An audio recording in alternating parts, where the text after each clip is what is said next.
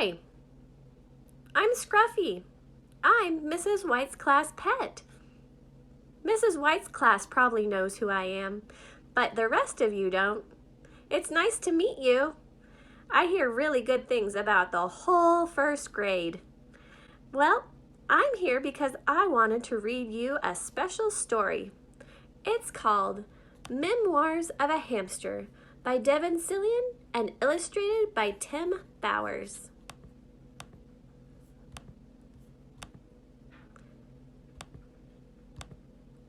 Night 1.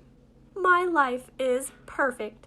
I have a bowl full of seeds, a cozy pile of wood shavings, and room to run. I'm never leaving here. Question: who's the luckiest hamster in the world? Answer: me!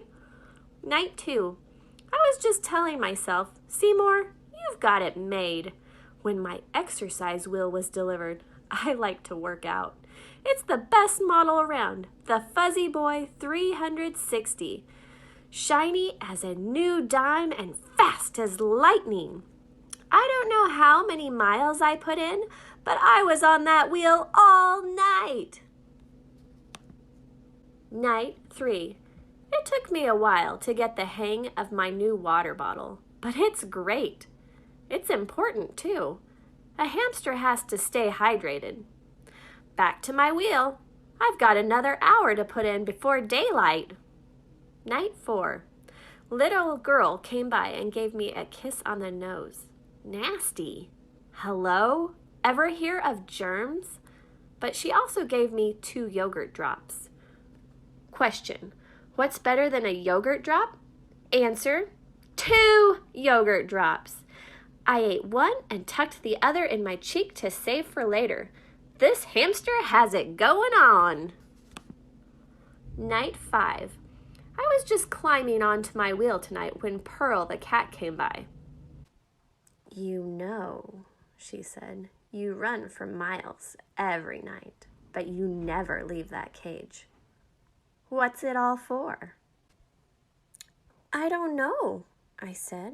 It's what hamsters do. What a complete waste of time, she said. Have fun in your cage. I'm going to the sunroom. Sunroom? What's a sunroom? Night 6.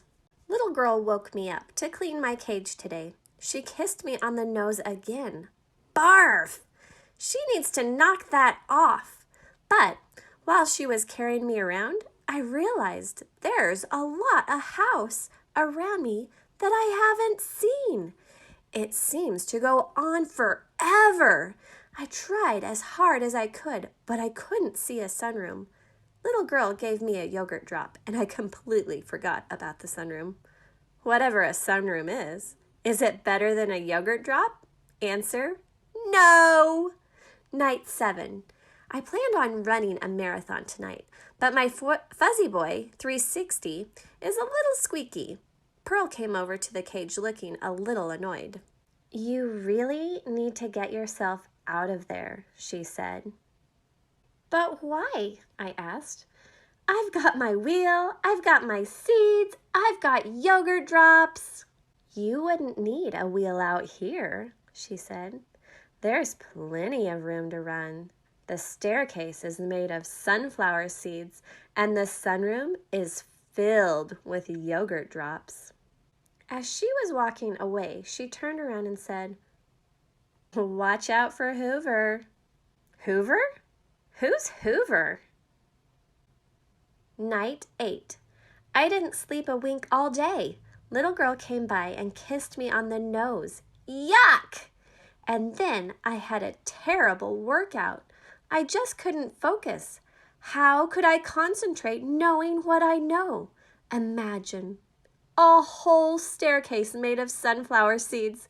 And the sunroom? Don't I deserve to be in the sunroom? Buck the dog came by to give my cage a sniff, and I said, Buck, do you like the sunroom?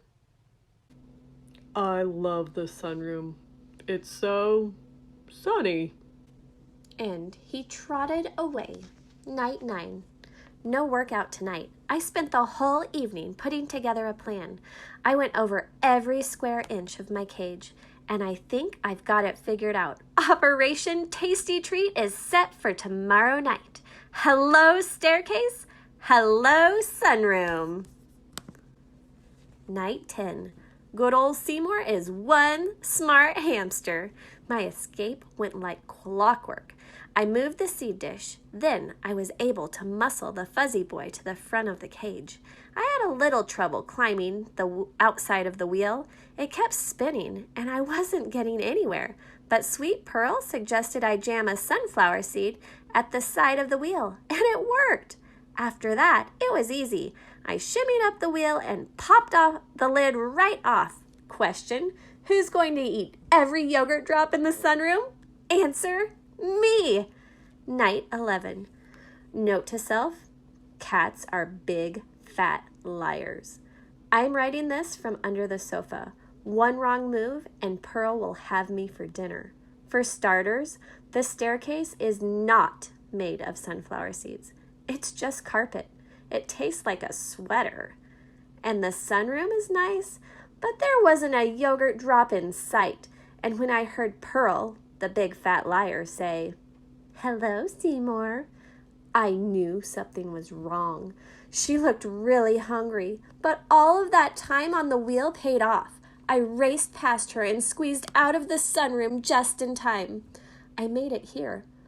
But now what? Pearl keeps clawing under the sofa. That bad, big fat liar. I'll probably never see my cage again. Question: who's in big trouble? Answer: me. Night 12. I'm doomed. I'll never make it out of here alive. I can see Pearl pacing back and forth. She says she's looking up recipes. I tore a tag off the bottom of the sofa, found an old pencil, and wrote out my will. I, Seymour Q. Hamster, being of tired mind and hungry body, leave my fuzzy boy 360 to my 17 brothers. I leave my water bottle to my 22 sisters, and to my sweet mother and father, I leave the 4 yogurt drops hidden in the corner of my cage. I won't be needing them. I sniffled a few times and fell asleep. Goodbye, friends. I love you all. Night 13. So hungry and tired I could barely move. I heard Pearl purring the way she does when she sleeps. It was my only chance. I tiptoed out from the back of the sofa and headed straight for my cage. I was going to make it. But suddenly, there was a terrible noise. It sounded like a hurricane. An enormous monster was coming right at me. I looked up at its terrible eyes and read the most frightening word: Hoover! It was trying to suck me inside. Buck heard the commotion and started barking like crazy. That woke up Pearl, the big fat liar, who hissed, "He's mine," and started racing right toward me. Hoover had me by the tail, Pearl was swiping at me with her claws, and Buck was howling like mad. I was a goner. I closed my eyes and waited for it to be over. And then came the sweetest thing I've ever heard. "Seymour!" It was suddenly very quiet.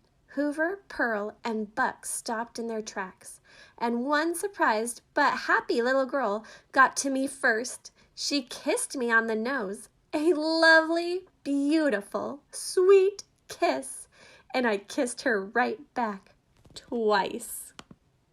Night 14. My life is perfect. I have a bowl full of seeds, a cozy pile of wood shavings, and room to run. I'm never leaving here. Question: who's the luckiest hamster in the world? Answer: me! Thanks so much for listening to my story. I hope you guys enjoyed it. Bye!